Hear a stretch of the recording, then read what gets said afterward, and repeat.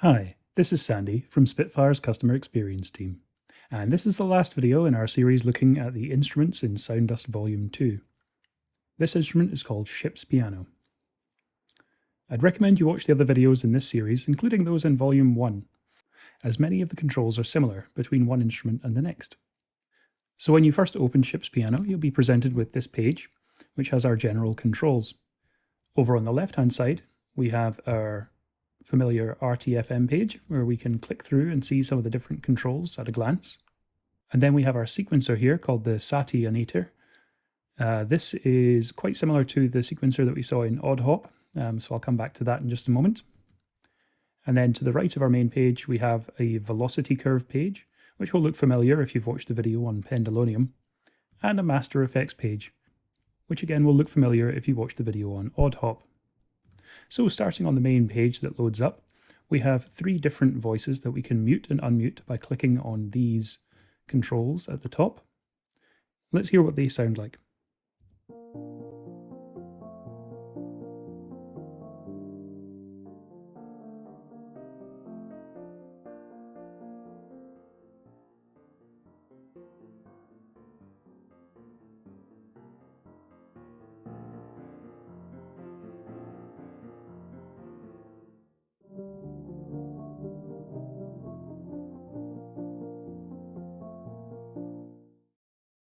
As you can see, I was adjusting the sample start position by clicking and dragging on this control here.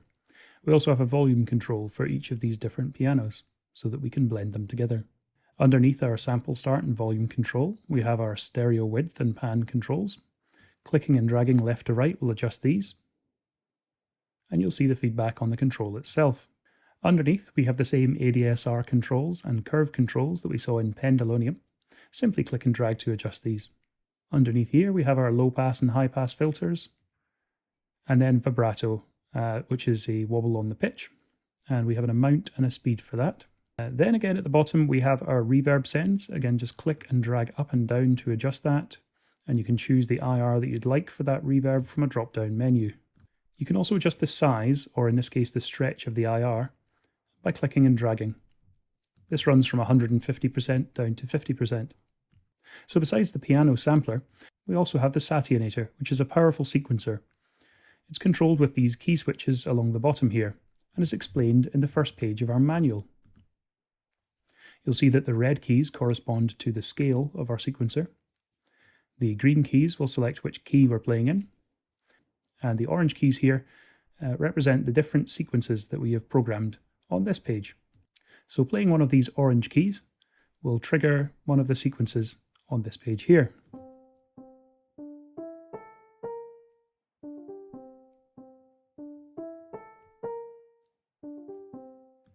Again, you can click through on each of these different notes, and adjusting up and down will adjust the velocity.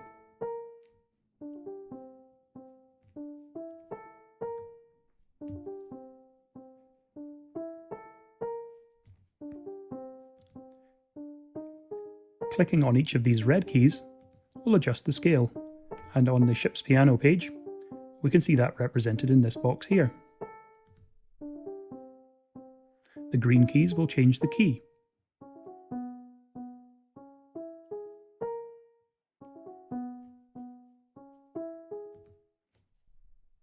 You'll notice that it doesn't just straightforwardly transpose the pattern, it's still taking the same notes from the sequence, so C and F and so on, but what it's going to do is map that onto the nearest available note in the correct scale and key that we've selected. So you can get some really unusual results by taking a pretty standard pattern and changing its key and scale dramatically. We also have the remix controls and swing controls that you'll be familiar with from Odd Hop, as well as our track and pattern drop down here for copying and pasting. More or less all of these controls are the same as those in the Odd Hop sequencer. Additionally, you can also select which note is assigned to each of these different sequencer tracks down in the bottom right here. You can either click and drag to adjust the note, or you can click Learn and then play the note on your keyboard controller. To the right of the Ship's Piano page, we've got the same velocity curve that we saw in the Pendulonium. Some of these controls are really quite powerful. For instance, if you can compress and expand the velocity above and below a certain threshold. And this can be really useful if your controller doesn't respond to velocity in the way that you'd like. Finally, the rightmost tab is our master effects, which has the same EQ and transient controls that we saw in Odd Hop. We also have the dirt controls that we see throughout the sound dust range. We can click these on and off using the buttons next to the name of the effect, and click and drag on the controls to adjust. Obviously use the dirt sparingly on a piano, as it can have quite a dramatic effect on the timbre. That wraps up our video on the ship's piano, and also our video series on Sound Dust Volume 2. If you've got any questions, don't hesitate to reach out to us at spitfireaudio.com/support. Thank you.